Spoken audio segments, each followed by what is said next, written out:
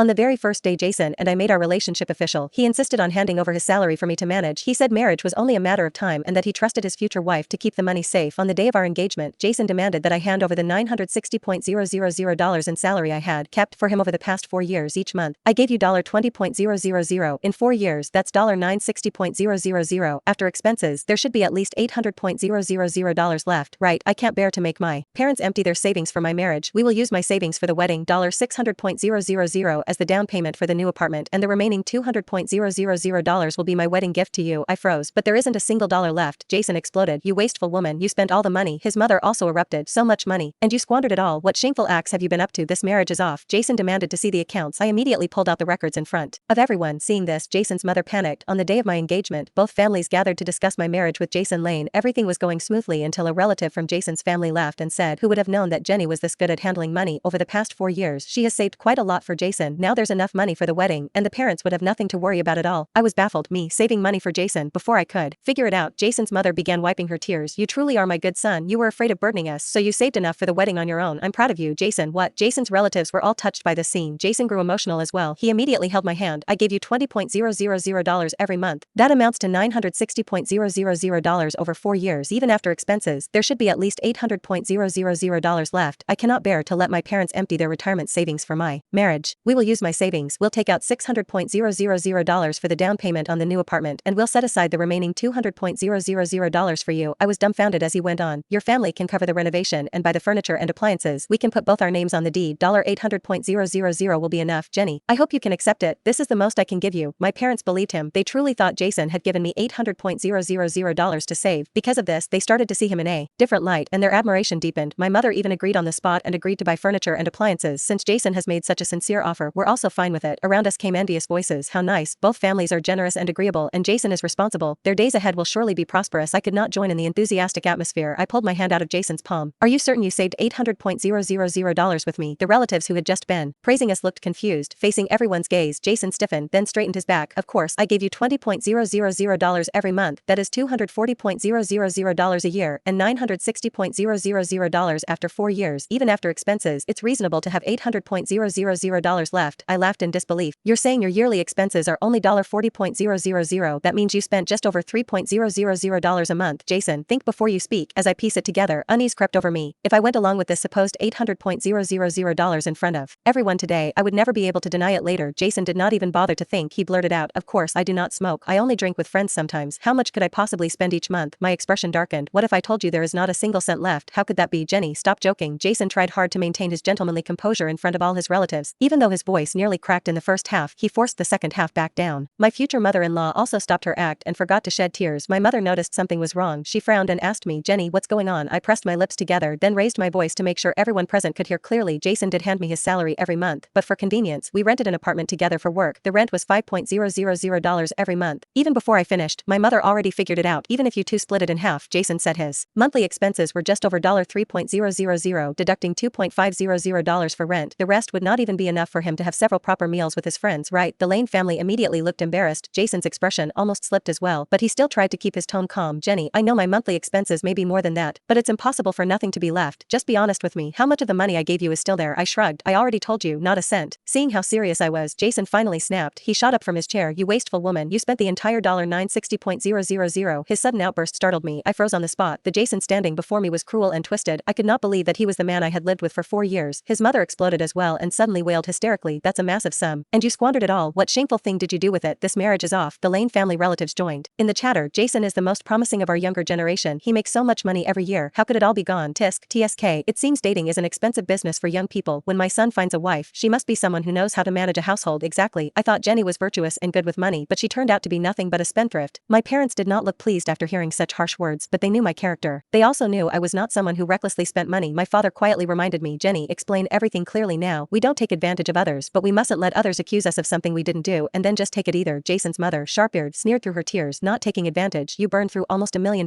in 4 years. Your daughter lived in comfort with Jason. So how could you say she suffered?" My mother, being a woman of dignity, could not stoop to that kind of bickering. Her face flushed red with anger. "Jenny, accounts must be settled properly. You should know this principle. Do not let them smear you. Since everyone is here today, we will settle it right here in the open." Settle it? Of course, it had to be settled. The Lane family relatives craned their necks, eager for a spectacle. How could I not give them exactly what they wanted? I pointed at Jason's suit. "The suit you are wearing costs $5,000. $1.000. The shirt underneath was $1.200. The leather shoes on your feet were $3.000. Even your tie was more than $800. You have at least 40 sets of similar outfits in your closet. At once, murmurs of calculation spread around the room. Some people even pulled out their phones and started using their calculators. The conclusion came quickly. Good heavens, just a few outfits add up to more than $400,000. Jason had not realized that he had been spending so heavily. His confidence faltered, and his parents were stunned as well. After a long pause, Jason forced out a line. Some of those were birthday gifts from you. You cannot seriously count those against me, can you? You were using my money to buy me gifts. I cannot believe you would think that way. I barked out an angry, sharp laugh. When did I ever say I would count those against you? I had been a fool and allowed myself to spend too much on him. My gaze shifted to his wrist. That watch. I had given it to him that year for his birthday. I had told him it only cost tens of thousands, but in truth, it was six figures. Until that day, my relationship with Jason had been fine. He sometimes acted like a nobody who thought he had become somebody, flaunting himself and caring too much about appearances. However, he did not have major flaws and treated me decently. When it came to food, clothing, housing, and travel, we were compatible, our tastes matched, and unlike other men from rural families who were stingy, he was excessively generous. What I had not expected was that his generosity came from the fact that I was safeguarding his salary. Spending it felt like dipping into an endless vault. Once the flashy disguise was torn away, our 4 years together turned out to be unbearably hollow. Just to protect his pride and his vanity, I had not even dared to tell him the truth about my real income and family background. He said his monthly salary was $20,000, so I claimed mine was $15,000. In hindsight, it was utterly foolish of me. Noticing my gaze, he quickly pulled down his sleeve to cover the watch. That was also a birthday gift from you. You are not going to count that in two, are you? Disgust welled up inside me. I know, I never intended to add everything in. I just want to ask you one last time. Do you still insist on continuing this calculation? Will you admit you never saved any money with me? Jason grew irritable. Of course we'll continue, even if half of these outfits were paid with my own money. That is only a little over $200,000. These expenses were all necessary for work. If you claim there is nothing left, then where did it all go? I want to see what other big expenses you think you can name besides these. I said fine 3 times in a row, then pulled out my phone and opened my accounting app. Here are our household expenses. Rent is $5,000. Utilities, gas, tissues, and other household items cost $1,000 a month. During summers, electricity is much higher, so we need to add another $1,000 each month. Besides that, you do not cook, and I do not have time to cook either. For breakfast and lunch, we always eat outside or at our offices. Dinner is always takeout or dining out.